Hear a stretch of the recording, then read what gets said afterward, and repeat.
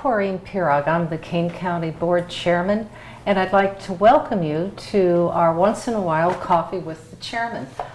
Today, I have the great pleasure of speaking with Dr. John Mason and Kim. Can you say your last name for me? Lemansky. Lemansky, of course, of course. Yep. And they are from the Tri-City Health Partnership. Tri-City Health Partnership is the only free clinic, truly free clinic in Kane County, and one of the rare free clinics in the state of Illinois that also offers dental care. So with that, Kim, why don't you tell us a little bit about the history and how it came to be? Sure. First of all, thank you again for letting us come out today and chat. We really appreciate the time that you're taking for this to help us, share the mission a little bit. So the clinic has been around for about 21 years this summer, and Dr. Mason is one of our founding members. And for 20 years, we have provided free care. It was started back by a local ER doc who realized there was a need to fill with those residents in town that didn't have insurance, they couldn't afford it through their work. Typically they will make a little bit more than what Medicaid or state help. Mm-hmm. They might make just a little bit more than what they'll offer, but definitely not enough to live on in this community. And town is St. Charles. Correct, we are in St. Charles, thank you for that. And we serve Central Kane County. And so in my mind, you're running from South Elgin to North Aurora is kind of the gamut. But one thing that makes us a little different is that we also serve those who may live outside of the boundaries but work in this area. So they could be, a waiter or a bartender in Batavia, and within our parameters could still qualify for care. So yeah, for 20 years. So John, were you part of the team that chose the old houses that the clinic is in? No, I was not part of that team, but one of the first early board members, but it was Pat Gannon and John Collins were involved with picking out the houses where it resides today. Oh, yeah. The clinic is in this beautiful old home, and they've just adopted the house next door, and truly remarkable old homes that are now completely friendly. You walk in and just kind of get relaxed because you're in a nice old house, built probably 1890, yeah, they're 1910. Little sister homes. They're just over 100 years old, and so we were in the 318 building, the white building, for 20 years. And that's on Cedar. Walnut Street. Yep. So we are just down the street, just a couple of houses from Lazarus House. Okay. And so the house, it's a 2-bedroom house, and the living room is our lobby, and the dining room was the little triage and kitchen area, and then we had one medical exam room and one dental for 20 years. And just this last summer, we were actually blessed and gifted with the building next door.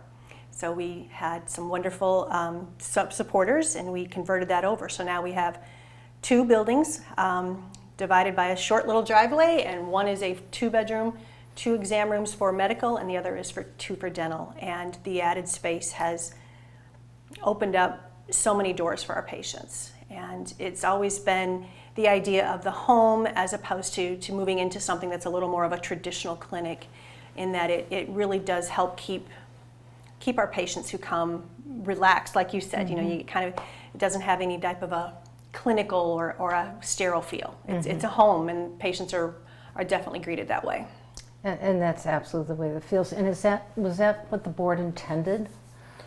Yes, and of course the big thing was to have the facility there for free care. And I remember the story that Dr. Gannon went down to Lazarus House and said to Darlene, "Would you like to have a free clinic up the street?" Darlene was the executive director. Yeah, Marcuson. And for those that know Darlene, it was hands up in the sky. It's like, it's been answered once again. And she was all over it, and of course it was perfect. When you think about downtown St. Charles and the fact that in that block space you have Lazarus House, Tri-City Health Partnership, and I think Lighthouse is even nearby.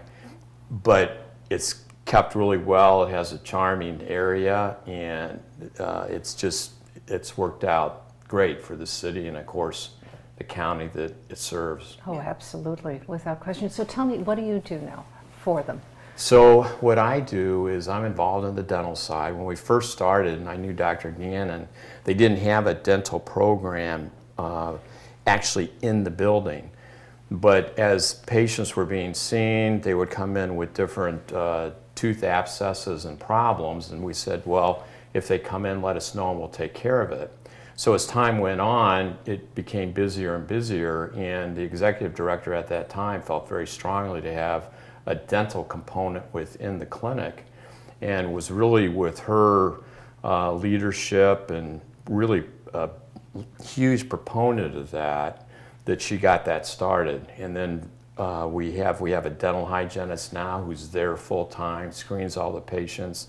And the nice thing is that we tried to make it so that it was more than just acute care.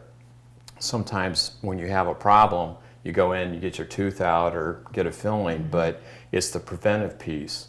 And the preventive piece has really been wonderful. So now we have, just like when we all go to the dentist every 6 months, we have a program set up for them to come in every 6 months with oral hygiene care and check things and try to really keep things instead of be on a mode of taking things out when there's a problem.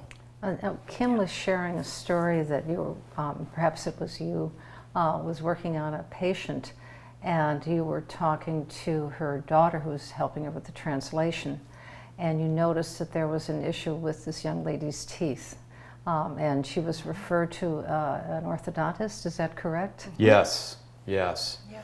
Yeah, usually there's a, depending on the situation, the clinic, because we have volunteers, we do things that are simple that don't require lots of back and forth time. So it really comes down to cleanings, extractions, simple restorative. But at times you'll have someone that needs longer term care, or they're younger and they could really benefit from that. So we'll pull in from different specialists in the community that will help out. Same thing if they lose teeth, to try to put teeth back. If they're looking for a job, to help in their presentation and confidence to get back out in the workplace.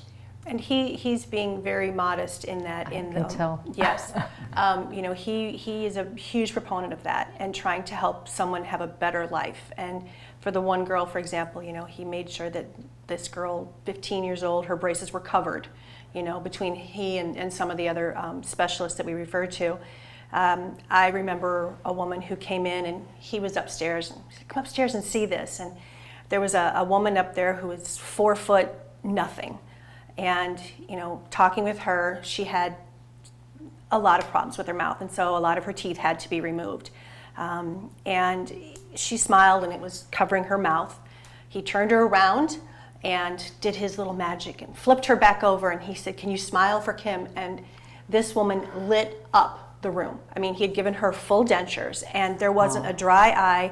She had her smile truly, it was just like shining beams. And her daughter was getting married and wanted to be able to smile for the photos. Sure. And she was working on trying to find a better job. Ultimately, she went to her boss after a few months and was able to get a pretty large promotion. She had been working at a motel, and she was a chambermaid, and she'd gone to the boss and said, "I don't want to do that anymore." So now she's running the front desk of the motel because she now has the ability to be in front of people and have that confidence. And that's really, to his point, there's so much more that we do besides just, cleaning teeth. It's truly giving people a new lease on life.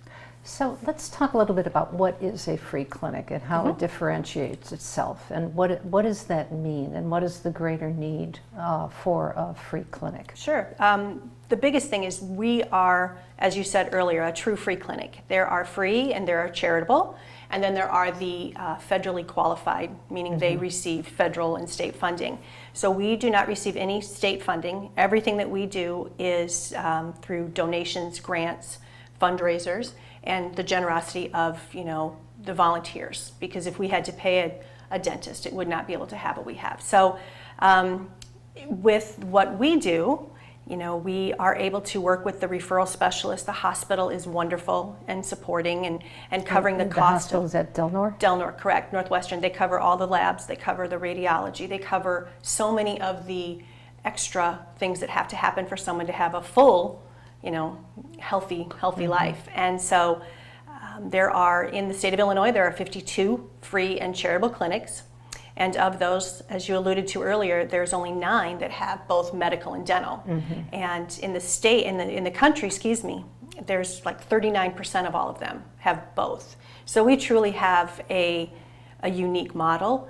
And what we do, again, that separates us by having both, we have many, many diabetic patients. And we've had people come to us where the husband and wife are both diabetic, and they have shared their medications, their insulin, over the years because they could never afford to purchase them. You know, when I say that our patients choose between medication and food, it is a true statement. And what is the cost of the insulin if you were at market rate? Well, I can tell you that for us to purchase it for 1 3-month supply of a typical pen would be about $1,200 for one patient is a 3-month supply. And so that adds up very quickly. So what we really do is really truly push for overall care. You know, the goal is to get them off of insulin. And we've had a wonderful study we do with our diabetics and our oral care in that our hygienist is able to check out their gingivitis, how bad is their gum disease, and do some testing from there, and then also compare that to their A1C levels in their diabetes. And we've had 2 patients now in the last year that between lowering both of these and encouraging a healthier lifestyle, how to take care of their teeth, 2 people so far in the last year have been able to come off of insulin altogether. And that's pretty impressive. Yeah. You know, it really is more than just coming in for a cleaning. Yeah, it really it's nice. is. The new nurse practitioner, Emily, is, the people that work at the clinic, of course, as you can imagine, are amazing people. But Emily, who's new, is really starting to work with the diet and looking at the diet with patients as they come in, because it always goes full circle. You know, high carbohydrates, unfortunately, a lot of pop, those types of things. And it's between teeth that go south and diabetes that goes south. It's all kind of hand in hand. So to have both there together to work on it and encourage people to have a healthier lifestyle has been really, really, really beneficial. So have you put in cooking classes yet? Have you? No, that's a great idea. Yeah, we do have, that is, we should do that. We've had some dietitians that have always wanted to volunteer, and that's definitely part of this new education piece. You know, when you think about our patients that are truly trying to figure out where they're going to live. You know, not only do we have, you know, a substantial homeless population, we see the patients from Lazarus, but, you know, again, these are the working poor. These are those that, you know, they can't afford to take a day off work, you know, to go to the doctor. And so some patients we've seen have not been to a doctor or a dentist in 10 years, 15 years, ever.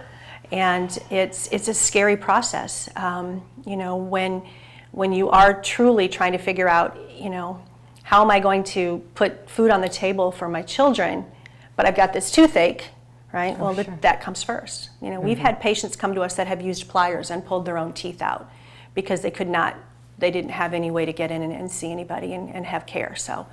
We always help people on an emergency basis, but the clinic definitely does due diligence for those that truly need it, so that the clinic's not taken advantage of, so to speak. I mean, you do have to show that, you know, you're in a point where you really need this type of service, and it makes the patients very accountable.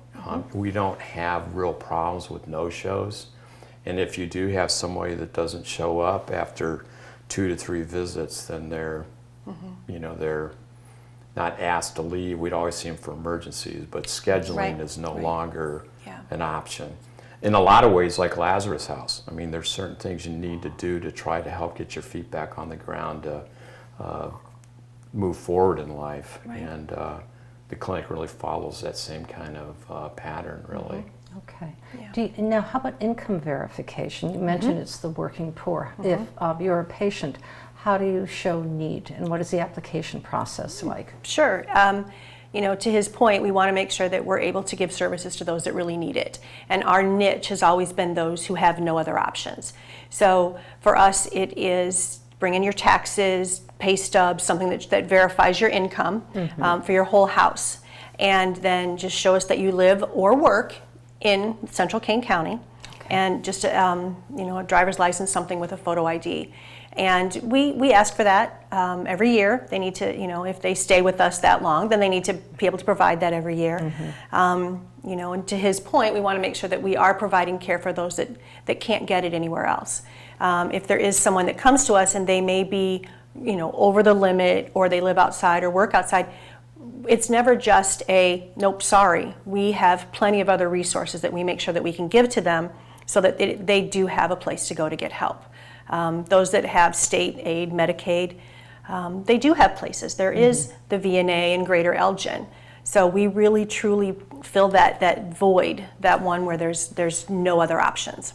And it's, vetting the patients is important. We want to make sure that we don't take space up that could be used by someone that is really, truly in need. So. But the good thing is that the patient is taken care of, and the questions come later in an acute situation. So if somebody's in and they have in a dental scenario, if they have a really bad toothache, swelling, we're going to take care of the problem. If they're there and they don't have another means, or they've been denied in a lot of different private settings, we'll take care of it and then kind of go back through and do the due diligence as it relates to ongoing care. Yeah. Fantastic. Yeah. So it seems that this would be an incredibly popular opportunity for people who are in need once the word gets out, and I'm sure after this taping you may get several phone calls. How many people do you serve right now, and what kind of wait time would there be? Yeah, that's great. Right now, I can tell you that before we had the second building, we did just almost 4,000 visits in the one little house in a year. And again, that was with one medical room and one dental. So the need is absolutely there. The number of patients is going to flux. It really comes down to how many times they need to be seen. So for example, we will have a patient that is seen usually 3 to 4 times a year for a chronic issue, as opposed to where you and I might go to our doctor once a year, so that we can monitor them, not only their financials to make sure they still are qualified, but also to make sure that they are following along with the care. Are they able to take care of what they need? And so we don't give them a year's worth of insulin. We're going to do this in short spurts to make sure that they're doing what they should, because typically they have a lot of other big issues to worry about, and so it's easier to keep them coming back, keeping on track, making sure, monitoring them, that they're doing what they should for their health. I think that with the second building now, and the growth that we're seeing, I think that we're probably going to hit, probably 6,000 visits in a year. And if you compare us to someone like VNA or Greater Elgin, it's definitely not the same. But again, with a staff of 9 and about 160 volunteers, that's a lot. It's a lot. And they don't pay anything, or they never pay for anything. And so, we truly are there to help those that have no other options. So Kim, if somebody calls and it's a medical situation, when they call, do they have a wait time, or does Emily see them within a week or 2 weeks? Absolutely. Yeah. I mean, again, it's going to depend. If it's anything that we always say, we don't take walk-ins, but it's happening more and more. And so a wait time right now for a dentist is going to be a couple of months, depending on the need. If it's just for routine care, it'll be a shorter time. As far as our patients that need to see Emily as a nurse practitioner, they could be seen that day or even the next day. If it's working with our case management, same type of thing. They can get in and work with her. It's really important that we make sure that we take care of that whole individual. So we're working with the different food banks. We make sure that they have shelter. We're making sure that they have gas money to get back and forth to work. And because if you are, again, if you're a diabetic and you can't get to work, you're not going to be able to eat, you're not going to be able to get yourself healthy. So that through line is really important. So making them wait, does not serve them at all. No, it does not. No, you mentioned additional services, housing, food, And gas cards.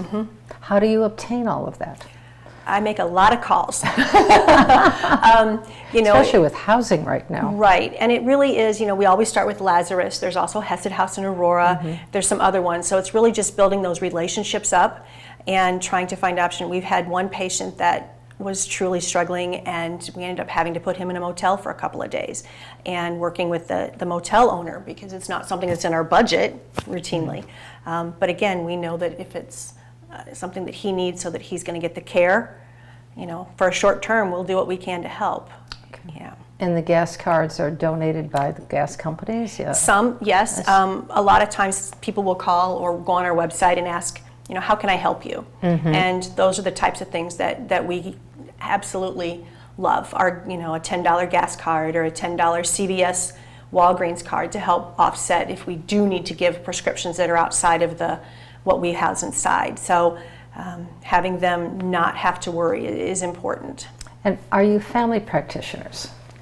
Yes, I would say the lion's share are, general dentists and or family practice, ER doctors. There's specialists that are available for consultation that may in fact not come in on a routine basis, but they're there to call if it becomes an issue. Yeah. And I know from the medical side that it's not uncommon to hear someone who ends up with an issue that ends up in the hospital, that ends up with a surgery, and people they definitely come to help out. I would say it's not every day that kind of thing happens. Right. Sure. But when it does happen, you usually get a group that comes together to help the cause. Yeah, yeah, and there's no doubt that we are truly blessed. And as a lot of the doctors retire or the dentists retire, they are able to give more of their time. Right now he'll come to the clinic after he's put in 6 hours at his office. He'll come and volunteer for a few, and 4 or 5 at the clinic, in that same day. We have some that come, different specialists, family practitioners will come once a month, once every 6 weeks. We have others that come weekly. So it's just they're giving of their time, and they will make calls to their counterparts. So we had a gentleman that was a orthopedic surgeon, and he made a couple of calls. We had a magician, believe it or not, who had a trigger finger where he could not bend his fingers.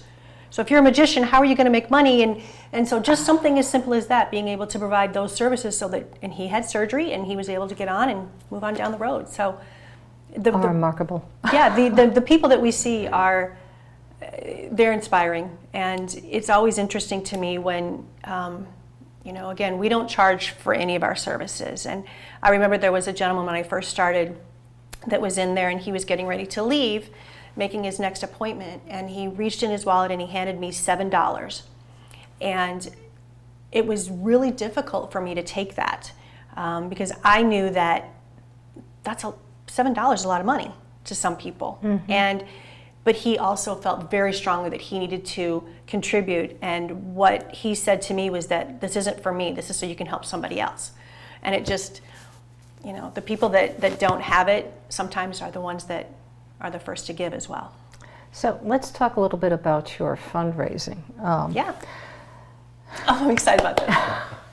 So I was, knowing that this was coming, I was reading the paper and came across a delightful article. I don't know if it can be shown appropriately, but there are 6 breweries who have come together. Can you imagine 6 people, cooks agreeing on anything in a pot? Right. They have come together to put a wonderful new beer, and it's a lager. Yes. And it's I think it's pale ale with a honey caramel in there. Yeah, whatever. Yes, I'm not quite sure. I've not tasted it yet. But on top of this, they put together this. I've talked to Andy Andy was from one of your breweries, not Pollyanna. No. Is he with Riverlands, maybe? No. No, it's not Artelier. Oh, Alter Brewing? Alter Brewing. Thank you. And he designed the mug. I think it's an absolutely gorgeous mug. So this will be sold. Yes. as far and as other things as well? Yeah, I mean, it's exciting. So these 6 breweries are in St. Charles, and what is the neatest part is that they're taking this approach more as a collaborative. It's the ST6 collaborative, St. Charles 6, and as opposed to viewing all the other breweries in town as, you know, strictly competition, they're working together. And so they created a beer that will be, I guess, tapped the keg next week, Wednesday, June 15th. And they're going to do this throughout all the different breweries.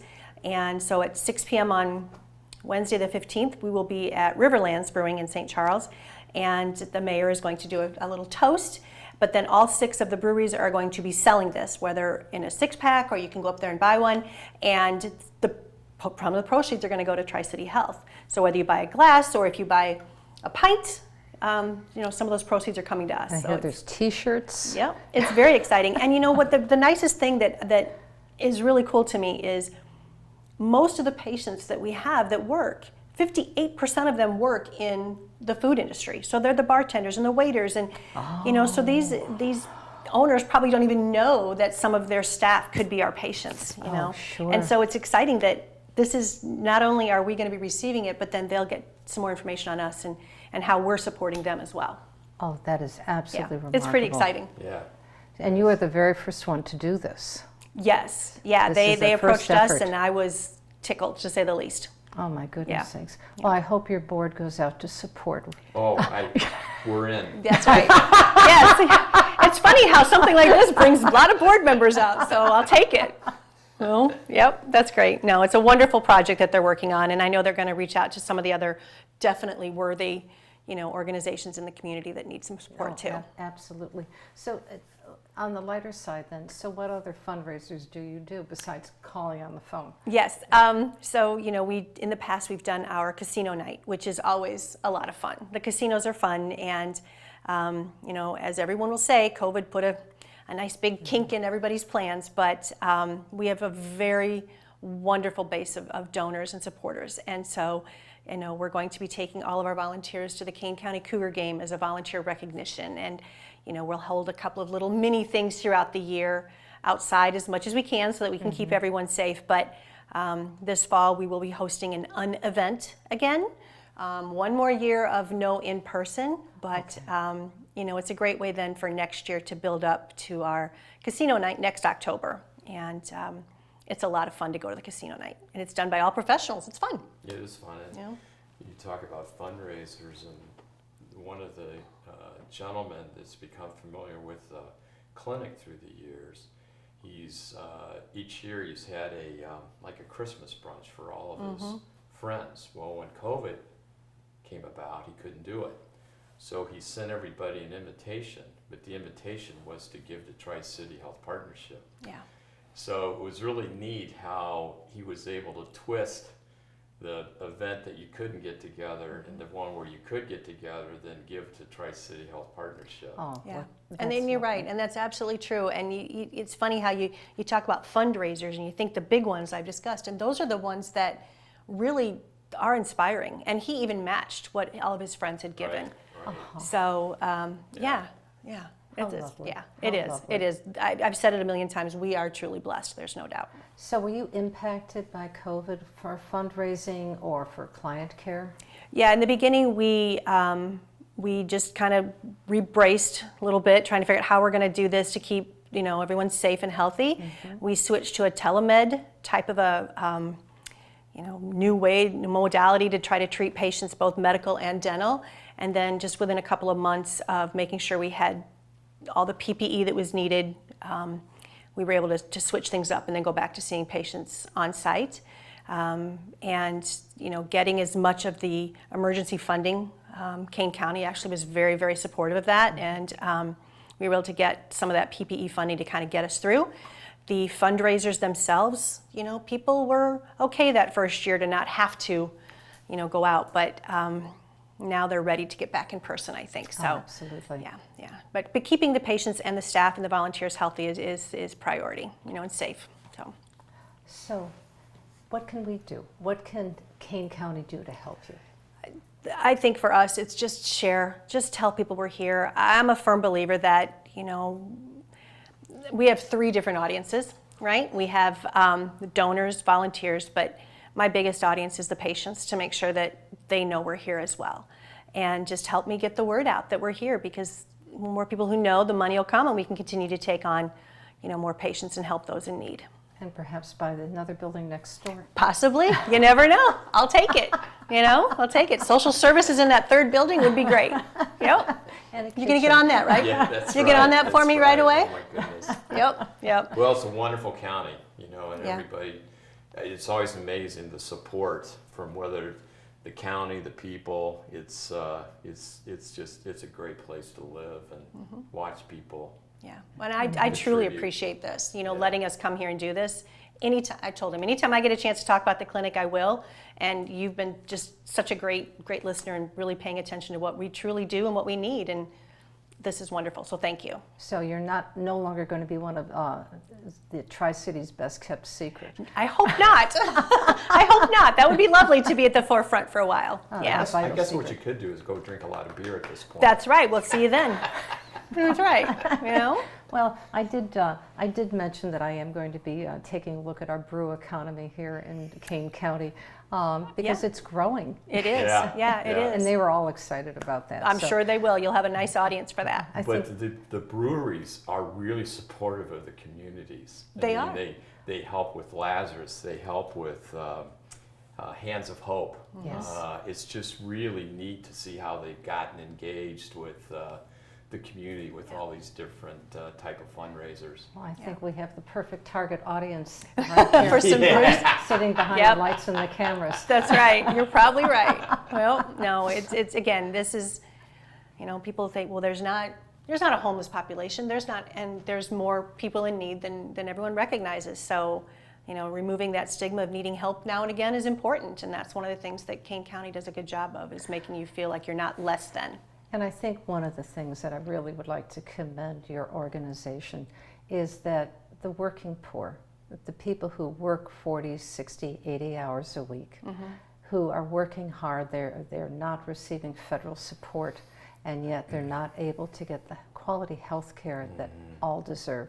Yeah. And your door is wide open to them. Yes, ma'am. And that's the target, absolutely. And it's a critical, it's critical. It is. It's critical. You're right. Yeah. So thank you for that, and may you have a prosperous next 50 years. Thank you. Yeah. I Thank you appreciate that. very Yes, much. and thank you again for Appreciate it. today. Yes. Appreciate it. Our pleasure, Very our much. pleasure. All right. Thank you. So thank you all for listening, and we hope that you'll consider donating or contributing to Tri-City Health Partnership. They need your help, and if you know anybody who needs health care, please refer them, and they will take them with welcome arms, or a welcome dentist chair. Yeah, that's right. That's great. Thank you. Bye, everybody. Thanks.